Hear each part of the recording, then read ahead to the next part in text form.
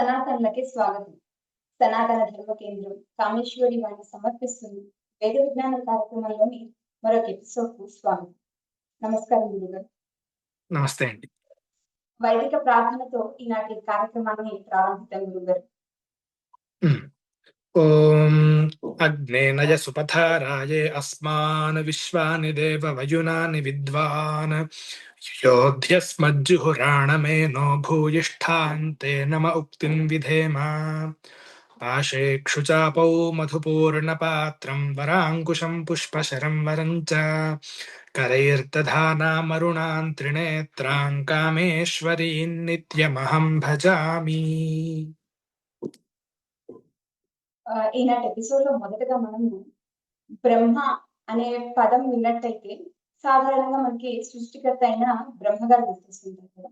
అయితే బ్రహ్మవేత్త, బ్రహ్మ విద్య అనే పదాలు కూడా ఆ సృష్టికర్త గురించే చెప్తాయా? లేక ఆ పదాలకి వేరే రకమైన అర్థం ఏమైనా ఉందా గురుగారు? మన సనాతన వాంగ్మయంలో బ్రహ్మ అనేటువంటి పదానికి చాలా ప్రాముఖ్యత ఉందండి. సహజంగా మీరన్నట్టుగా సృష్టికర్త అనేది ఒక అర్థం. అట్లాగే బ్రహ్మ విద్య, బ్రహ్మవేత్త అన్నప్పుడు వేరే అర్థం ఉంటుంది. అదొకటి. ఈ రెండే కాకుండా ఇంకా చాలా అర్థాలు ఉన్నాయి. క్లుప్తంగా వాటిని ఒకసారి స్మరించుకుందాము. యజ్ఞమని, వేదమని, ఇంద్రుడు, ఓంకారము, యజ్ఞంలో ఒకానొక ఋత్విక్కు, వీటికి బ్రహ్మ అనేటువంటి పదాన్ని వాడుతూ ఉంటారు. ప్రధానంగా సృష్టికర్త ప్రజాపతి అయినటువంటి బ్రహ్మ, చతుర్ముఖ బ్రహ్మ. రెండు పరబ్రహ్మ, ఉపనిషద్ వేదితమైనటువంటి ఏదైతే పరబ్రహ్మ ఉందో ఆ బ్రహ్మ. మొదటగా సృష్టికర్త అయిన బ్రహ్మ ప్రజాపతి గురించి తెలుసుకుందాము. అమరకోశంలో బ్రహ్మాత్మభూ సురజ్యేష్ఠ పరమేష్ఠీ పితామహ అన్న చోట బ్రహ్మ అనేటువంటి పదానికి బృంహతి వర్ధయతి ప్రజాః ఇది బ్రహ్మ, ప్రజలను వృద్ధి పొందించువాడు అనేటువంటి అర్థంలో సృష్టికర్త ప్రజాపతి బ్రహ్మ అనేది వాడుతున్నాం. అట్లాగే ఆరణ్యకంలో అరుణ ప్రశ్నంలో ఒక ప్రసిద్ధమైన మంత్రంలో ఈ రెండిటి గురించి ప్యారలల్ గా చెప్పారనమాట. ఇక్కడ వర్ణిస్తూ ఈ దేహాన్ని వర్ణిస్తూ అష్టాచక్ర నవద్వారా దేవానాం పూరయోధ్య తస్యాగో హిరణ్మయః కోశః స్వర్గో లోకో జ్యోతిషావృతః అనేటువంటి మంత్రంలో అష్టాచక్ర నవద్వారా అన్న చోట అష్టాచక్ర అన్నప్పుడు మన ఈ శరీరంలో ఉండేటువంటి 9 ధాతువులు అనమాట. అనగా త్వక్, చర్మము, మాంసము, రక్తము, కొవ్వు, మజ్జ, తెలుగులో కూడా మజ్జ అని అంటారు, శుక్రము, ఓజస్సు, ఇటువంటి 8 ధాతువులు కలిగింది. నవద్వార అనగా 9 ద్వారాలు కలిగింది. మన ముఖంలో ఉన్నటువంటి 7 ద్వారాలు, అలాగే కింద ఉన్నటువంటి 2 ద్వారాలు కలిపి 9 ద్వారాలు. దేవానాం పూరయోధ్య, అయోధ్య అని దీనికి ఒక విశేషణాన్ని ఇచ్చారు ఈ శరీరానికి. ఎందుకు అయోధ్య అన్నారు అంటే మనం ఏవైతే చేసిన కర్మలు ఉన్నాయో ఆ కర్మలు అనుభవించేంత వరకు దీన్ని ఎవరు పడేలేరు, ఈ శరీరం పోదనమాట. యోద్ధుం శక్య అయోధ్య, అశక్యమైనటువంటిది అనేటువంటి అర్థంలో అయోధ్య అనేటువంటి విశేషణం ఉంది. తస్యాగో హిరణ్మయః కోశః స్వర్గో లోకో జ్యోతిషావృతః. అటువంటి ఈ శరీరమందు చైతన్యము చేత ఆవరింపబడినటువంటి ఒక కోశము, ఒక స్పేస్ ఉంది అని ఈ మంత్రంలో చెప్పారు. దీని తర్వాత మంత్రంలో యో వైతాం బ్రహ్మణో వేద అమృతేనావృతాం పురీం తస్మై బ్రహ్మ చ బ్రహ్మా చ ఆయుః కీర్తిం ప్రజాన్ దదుః.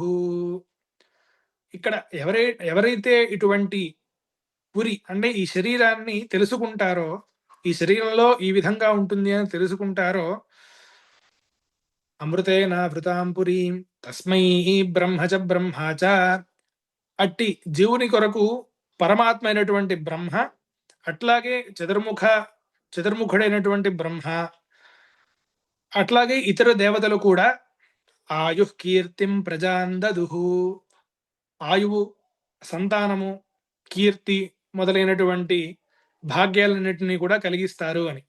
మన ఉపనిషద్ వేదితమైనటువంటి బ్రహ్మ గురించి క్లుప్తంగా కొంచెం తెలుసుకునే ప్రయత్నం చేద్దాము. ఈ బ్రహ్మకి స్వరూప లక్షణము, తటస్థ లక్షణము అనే 2 లక్షణాలు ఉన్నాయి మనం తెలుసుకోవడం కోసం. తటస్థ లక్షణంలో యతో వా ఇమాని భూతాని జాయంతే ఏ న జాతాని జీవంతి యత్ ప్రయంత్యభిసంవిశంతి అని వేదంలో చెప్పబడింది. ఏంటిట? ఎక్కడి నుంచి అయితే యతో వా ఇమాని భూతాని జాయంతే, మనం చూస్తున్నటువంటి సమస్త భూతములు పుడుతున్నాయో, ఏ న జాతాని జీవంతి, పుట్టినటువంటివి ఎవరి చేతైతే జీవిస్తున్నాయో, యత్ ప్రయంత్యభిసంవిశంతి, ఈ జీవనం అయిపోయిన తర్వాత ఎవరిలోకి లయమేమవుతున్నాయో అదియే బ్రహ్మ అనేటువంటి ఉదాహరణని వేదంలో చెప్పారు.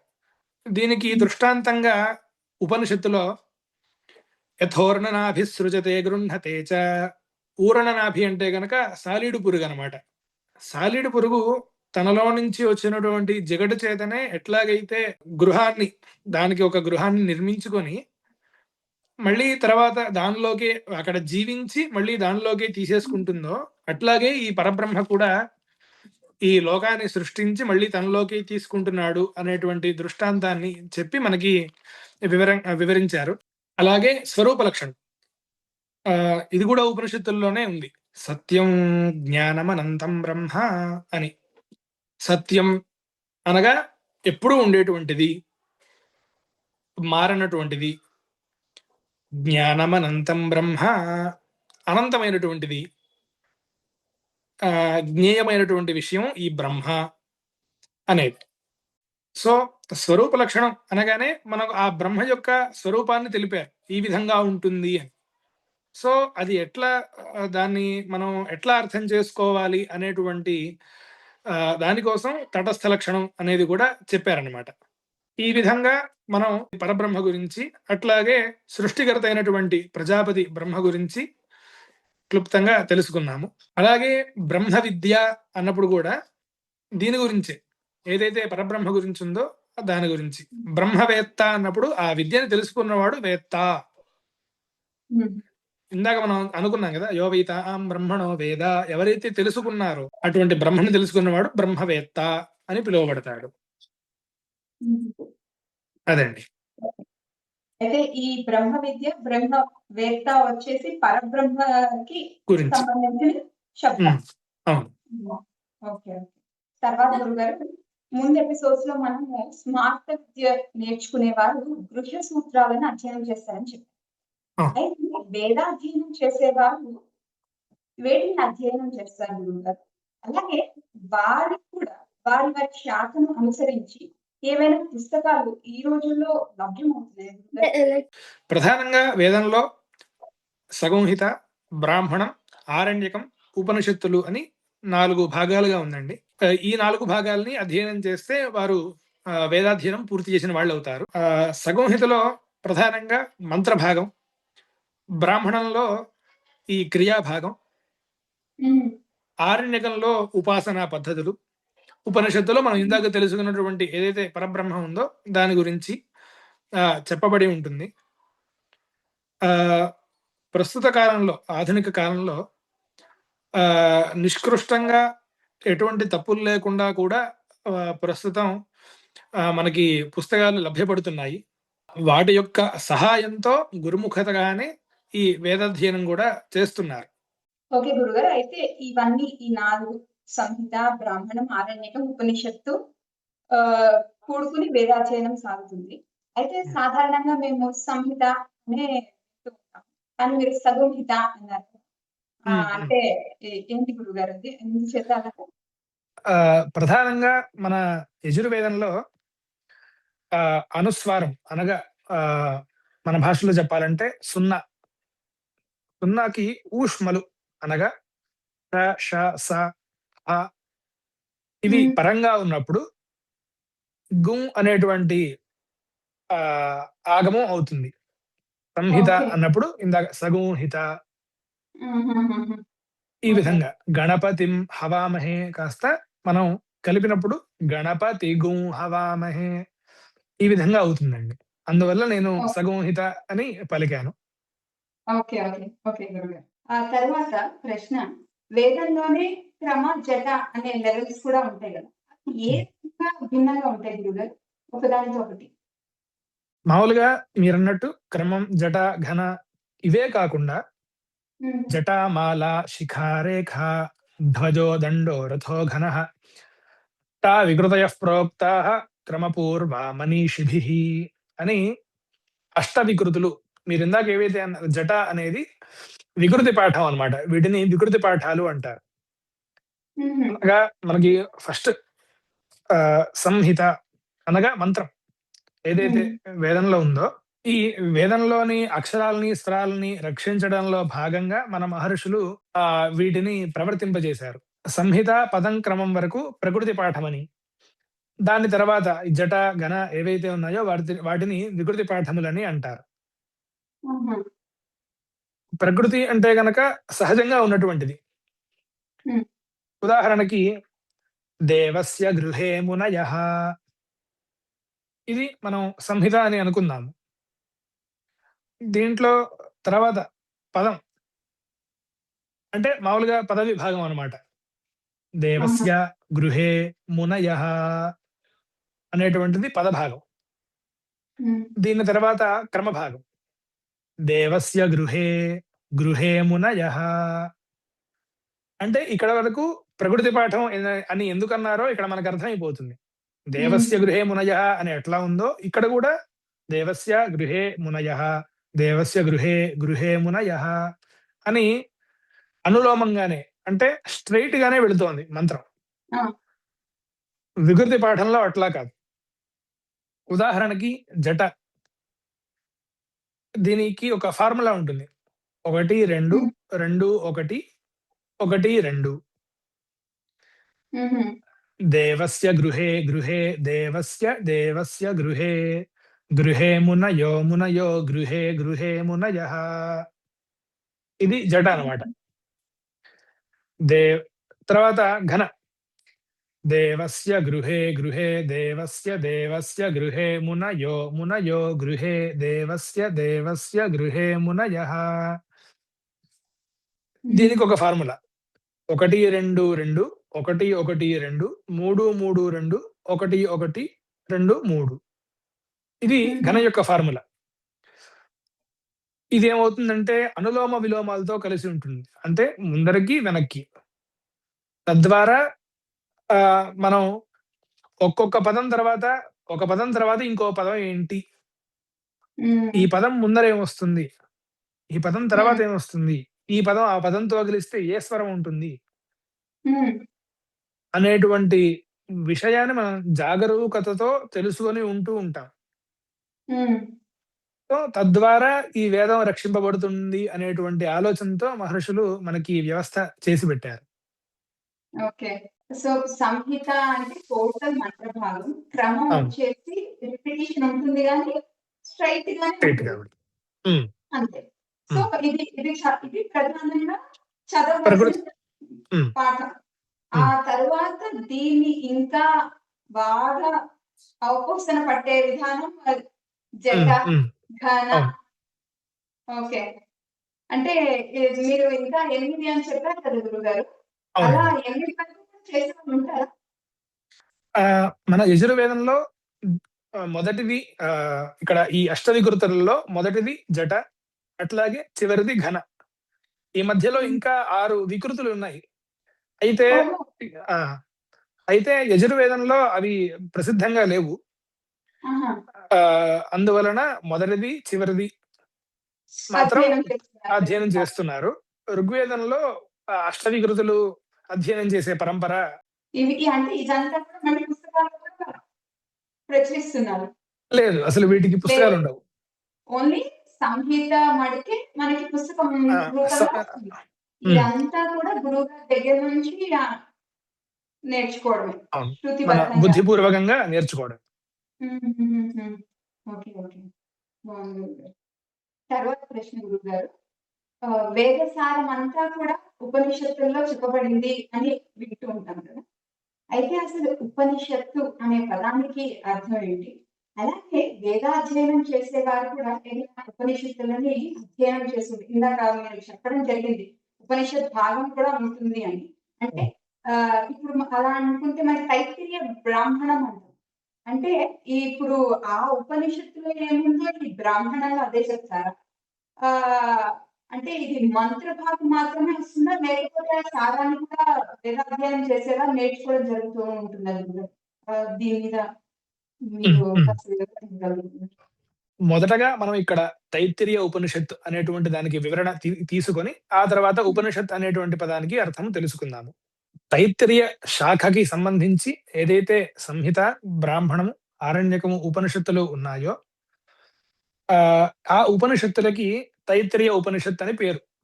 ఎందుకు అంటే గనుక ఇది తైత్తిరీయ శాఖలో ఉంది కాబట్టి దానికి తైత్తిరీయ ఉపనిషత్ అనేటువంటి పేరుంది. ఆ హ్మ్. తైత్తిరీయ ఉపనిషత్తులో 4 ఉన్నాయన్నమాట. శిక్షావల్లి, ఆనందవల్లి, భృగువల్లి, మహానారాయణము అని. ఈ 4 హ్మ్. ప్రశ్నలని కలిపి మనం తైత్తిరీయ ఉపనిషత్ అని అంటున్నాము.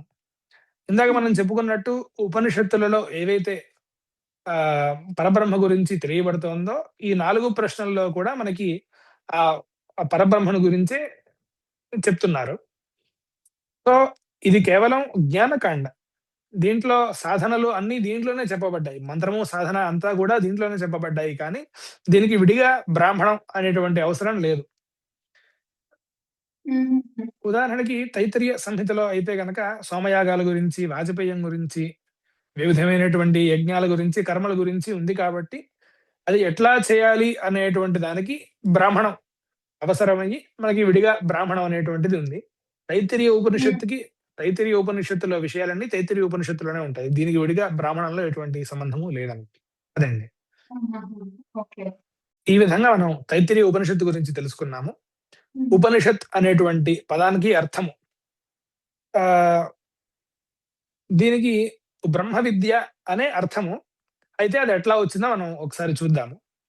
ఆహ్, శంకర, విద్యారణ్యులు మొదలైనటువంటి భాష్యాలలో ఉపసమీపే నిషణ్ణం అస్యాం పరం శ్రేయః ఇత్యుపనిషత్ అనేటువంటి వ్యుత్పత్తిని ఇచ్చారు. అంటే ఉత్కృష్టమగు శ్రేయస్సునకు సాధనము కాబట్టి దీనికి ఉపనిషత్ అని పేరు. ఇక్కడ ఉపనిషత్‌లో ఉన్నటువంటి షత్ అన్నటువంటి పదానికి షదులు గత్యవసాదనేషు అంటే షదులు అనేటువంటి ధాతువుకి ఒక 3 అర్థాలున్నాయి. హుహు. విసరణ, గతి, అవసానం అనేటువంటి 3 అర్థాలున్నాయి. వాటిని ఒక్కొక్కటిగా తెలుసుకుందాము. హ్మ్. విసరణ అన్నటువంటి దానికి శైథిల్యము అనేటువంటి అర్థం. అంటే జన్మ, జర, రోగాలు ఈ అవస్థలు ఏవైతే ఉన్నాయో వాటిని నాశనము చేసేది. తద్వారా మనం వాటిని తెలుసుకోవడం వల్ల ఈ మళ్ళీ ఇంకో జన్మ రావడం, ఇవన్నీ మళ్ళీ వృద్ధాప్యం రావడం, రోగాలు రావడం ఇవన్నీ ఉండదు అనేటువంటి అర్థంలో మొదటి అర్థం. రెండవ అర్థం గతి, ప్రాప్తి. అంటే హుహు. ఆహ్, మోక్షము కావాలి అనేటువంటి ఇచ్చ కలిగిన వాడికి పరబ్రహ్మను పొందించునది. హ్మ్. వీటి యొక్క అధ్యయనం ద్వారా మనం ఆ పరబ్రహ్మని పొందుతాము అనేటువంటి అర్థంలో ఈ రెండవ అర్థము. మూడవ అర్థం అవసానము అనగా నాశము. ఈ సంసారానికి బీజమైనటువంటి ఏదైతే అజ్ఞానం ఉందో దాన్ని నశింపచేయనిది కాబట్టి అవసానం అనేటువంటి అర్థం మూడవ అర్థంలో ఈ షదుల ధాతువు ఉపయోగించబడుతోంది. తద్వారా హ్మ్. ఉపనిషత్ అనేటువంటి దానికి అర్థము బ్రహ్మ విద్య. హ్మ్. ఈ బ్రహ్మ విద్య అనేటువంటి సాధనం చేత మనం ఆ పరబ్రహ్మను తెలుసుకొని ఇక్కడ ఏవైతే మనకి చెప్పారో జన్మ, సంసారం ఇటువంటివి దానిని పోగొట్టుకుంటున్నాము, నశింపజేసుకుంటున్నాము. సో, హ్మ్. మనకు ఉపనిషత్ అనేటువంటిది పరబ్రహ్మను తెలుసుకోవడంలో సాధన. హ్మ్. అలా అయితే ఇది ఏంటి అంటే తైత్తిరీయ శాఖ వారు అధ్యయనం చేసే ఉపనిషత్తు తైత్తిరీయ ఉపనిషత్తే. హ్మ్. తర్వాత ప్రశ్న గురుగారు. వేద మంత్రములను పలికేటప్పుడు ఉచ్చారణ దోషం లేకుండా పలకడం ఎంత ప్రధానమో, స్వర దోషం లేకుండా చెప్పడం కూడా అంతే ప్రధానము. అందుకని అసలు ఈ వేదానికి గల స్వరం గురించి ఎక్కడ చెప్పబడింది, ఏమని చెప్పబడింది, అలాగే ఇది ఇలా ఉండాలి అని చెప్పే ప్రామాణిక గ్రంథాలు ఏమైనా ఉన్నాయా? దీన్ని వివరించి ఆ, చెప్పగలరా? మొదటగా ఇది మనం ముందర చెప్పుకున్న విధంగానే భగవంతుని యొక్క ఉచ్ఛ్వాస నిశ్వాసాల నుంచి వచ్చినటువంటిది ఈ వేదం. ఉమ్, అయితే దీన్ని రక్షించడం కోసమే మిగతావన్నీ వచ్చాయి. మొదటగా అన్ని విద్యలకి ప్రధానమైనటువంటిది, మూలమైనటువంటిది వేదమే. ఉమ్, సో దీనికోసం విడిగా మనకి వ్యాకరణ శాస్త్రంలో వైదిక స్వర ప్రక్రియ అనేటువంటిది ఒక భాగం ఉంది.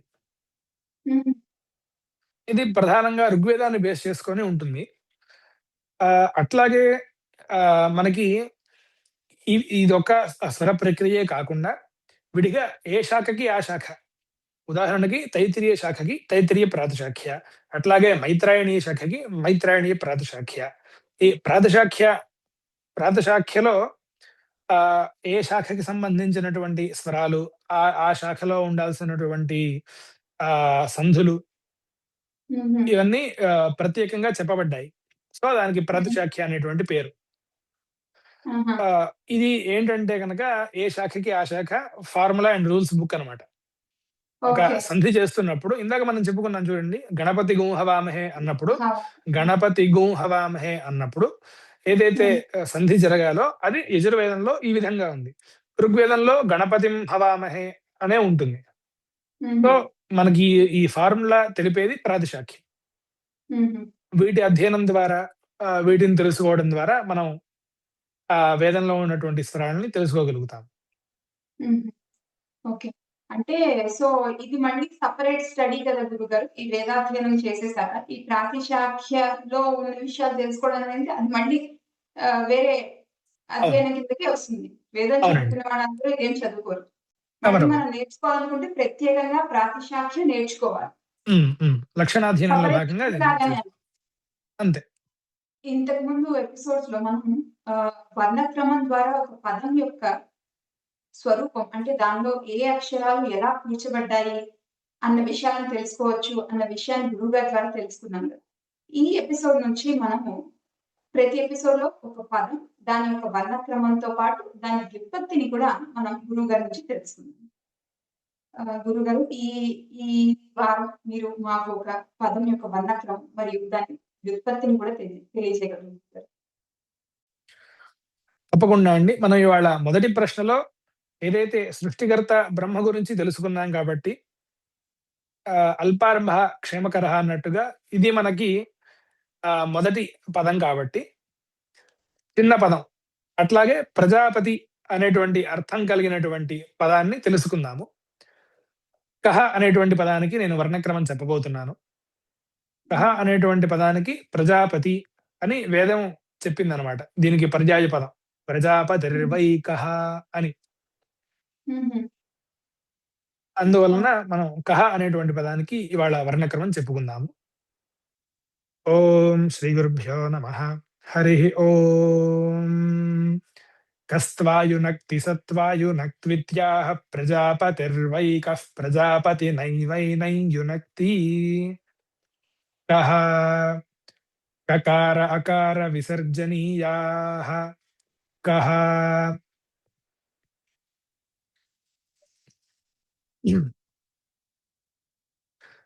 కకారోదాత్త అకార విసర్జనీయాః. కః అర్ధమాత్రిక కకార ఏకమాత్రికోదాత్త అకార అణుమాత్రిక విరామ అర్ధమాత్రిక విసర్జనీయ సార్ధద్విమాత్రిక పద విరామాః. కః పరాంగభూతార్ధమాత్రిక కకార ఏకమాత్రికోదాత్త అకార అణుమాత్రిక విరామ ఊర్వాంగభూతార్ధమాత్రిక విసర్జనీయ సార్ధద్విమాత్రిక పద విరామాః. కః వివృతకంఠోత్థిత వివారాఘోషాల్ప ప్రాణాఖ్య బాహ్య ప్రయత్న సహిత శ్వాసధ్వని జనిత హరో మూలస్థాన జిహ్వా మూలకరణ స్పృష్ట ప్రయత్నార్ధమాత్రిక పరాంగభూత వాయుదేవతాక బ్రాహ్మణ జాతి ప్రథమ స్పర్శ సంజ్ఞిక కకార సంవృత కంఠోత్థిత సంవారాఖ్య బాహ్య ప్రయత్న సహిత నాదధ్వని జనిత అత్యుపసంహృత కల్పహను స్థాన తథా భూతోష్ఠకరణ సంవృత ప్రయత్నైక మాత్రిక భూమి దేవతాక బ్రాహ్మణ జాతి సత్వగుణ సహిత తర్జన్యంగులి మధ్య రేఖాన్యాసయోగ్య శరీరాయామశ్లక్ష్మీకృత గళ బిల వినిసృత పరుషధ్వని కాజారుతతుల్య గాంధార స్వర హేతుభూత మూర్ధస్థానోత్పన్నోదాత్త స్వర గుణక వాయుదేవతాక బ్రాహ్మణ జాతి హ్రస్వ సంజ్ఞిక అకార అణుమాత్రిక విరామ వివృత కంఠోత్థిత వివారాఘోష మహాప్రాణాఖ్య బాహ్య ప్రయత్న సహిత శ్వాసధ్వని జనిత కంఠోపరిభాగస్థాన తదకరణ వివృత ప్రయత్నార్ధమాత్రిక పూర్వాంగభూత సూర్యదేవతాక శూద్రజాతిక విసర్జనీయ సార్ధద్విమాత్రిక పద విరామా కహ హరి ఓం. ఈ విధంగా మనం ప్రజాపతికి వేరే పర్యాయ పదమైనటువంటి కహ అనేటువంటి పదానికి వర్ణక్రమం చెప్పుకున్నామండి. అట్లాగే మనం వేదంలో మొదటి నుంచి చివరి వరకు ఏ పదానికైనా సరే మనం వర్ణక్రమం చెప్పగలము. సో ఈ వర్ణక్రమంలో 5 భాగాలు. మామూలుగా శుద్ధ వర్ణక్రమం అని అంటే ఇది మన సహజంగా అందరం గుర్తుపట్టగలం. కకార అకార విసర్గలు, తర్వాత స్వరవర్ణ క్రమము. అచ్చు ఏదైతే స్వరం ఉందో ఆ స్వరాన్ని చెప్పి వర్ణక్రమం చెప్పడం. మూడవది మాత్రావర్ణ క్రమం, అనగా మనం ఒక్కొక్క అక్షరం ఎంతసేపు చెప్తున్నాము అనేటువంటి సమయాన్ని తెలిపేది మాత్రావర్ణ క్రమం. నాలుగవది అంగవర్ణ క్రమం. ఈ అంగవర్ణ క్రమం అచ్చుని బేస్ చేసుకొని హల్లు ఎటుగా ఉంది, పరాంగంగా ఉందా పూర్వాంగంగా ఉందా అనేటువంటి దాన్ని తెలుపుతుంది. అంటే ముందుందా తర్వాత ఉందా అనేది. ఐదవది వర్ణసార వర్ణక్రమం. ఈ వర్ణసార వర్ణక్రమంలో ఒక్కొక్క అక్షరం ఎక్కడ పుడుతోంది, దేన్ని తగులుతోంది, దీని ప్రయత్నం ఏంటి, దీని ధ్వని ఏంటి, స్థానం ఏంటి, కరణం ఏంటి, ఈ విధంగా చాలా విపులంగా మనకి తెలుపుతుంది ఈ వర్ణసార వర్ణక్రమం అనేది. ఈ విధంగా మనం 5 రకాల వర్ణక్రమాల్ని చెప్పుకున్నాం కహ అనేటువంటి పదానికి. ఇందాక చెప్పినట్టుగా మనం వేద మొత్తంలో ఏ పదానికైనా కూడా ఈ విధంగానే వర్ణక్రమం చెప్తాము. అదండి. చాలా బాగుంది గురుగారు. ఈ రకంగా అసలు ఎంత ఇది గనక తెలుసుకున్నట్టయితే ప్రతి అక్షరం యొక్క స్వరూపాన్ని చాలా డీటెయిల్డ్ గా తెలుసుకుంటూ ఉన్నవారు మొత్తం. మళ్ళా ఇంకొక ఎపిసోడ్ ద్వారా మళ్ళీ కలుసుకుని మరికొన్ని విషయాలను తెలుసుకునే ప్రయత్నం చేద్దాం గురుగారు. ధన్యవాదాలు. నమస్కారం అండి. విన్నారు కదండి, ఈనాటి ఎపిసోడ్ ద్వారా గురుగారు మనకి బ్రహ్మ అంటే సృష్టికర్త అయిన బ్రహ్మ మాత్రమే కాక పరబ్రహ్మ అనే అర్థం కూడా వస్తుంది అని తెలియజేస్తూ, ఆ పరబ్రహ్మ గురించి తెలుసుకోవడమే బ్రహ్మ విద్య ద్వారా సాధ్యమవుతుంది. అలాగే దాన్ని ఎరిగిన వారు బ్రహ్మవేత్త అవుతారు అని తెలియజేశారు. అలాగే వేదాధ్యయనం చేసేవారు కూడా సగుహిత, బ్రాహ్మణం, ఆరణ్యకం, ఉపనిషత్తు వారి శాఖను అనుసరించి ఆ శాఖలో ఈ 4 భాగాలని అధ్యయనం చేశారు. ఈ వేదాధ్యయనం చేసే వారిలో ఉండే డిఫరెంట్ లెవెల్స్ ని కూడా తెలుసుకున్నామండి. వాటితో పాటుగా ఉపనిషత్ అనే శబ్దానికి గల అర్థాన్ని ఎంతో విపులంగా, షత్ అనే శబ్దం 3 రకాలైన అర్థములు ఏ విధంగా తెలియజేస్తుంది, అది తర్వాత వేదోచ్చారణకి అతి ముఖ్యమైన స్వరం గురించి కూడా తెలుసుకున్నామండి. వాటితో పాటుగా ఈనాటి ఎపిసోడ్ లో ప్రజాపతిని తెలియజేసే మరో శబ్దమైన కహకి గల వర్ణక్రమాన్ని కూడా మనం గురుగారి వద్ద తెలుసుకున్నాము. మరో ఎపిసోడ్ ద్వారా మరికొన్ని విషయాలను తెలుసుకునే ప్రయత్నం చేద్దాం. సనాతన ధర్మం వర్ధిల్లుగా. ధన్యవాదాలు.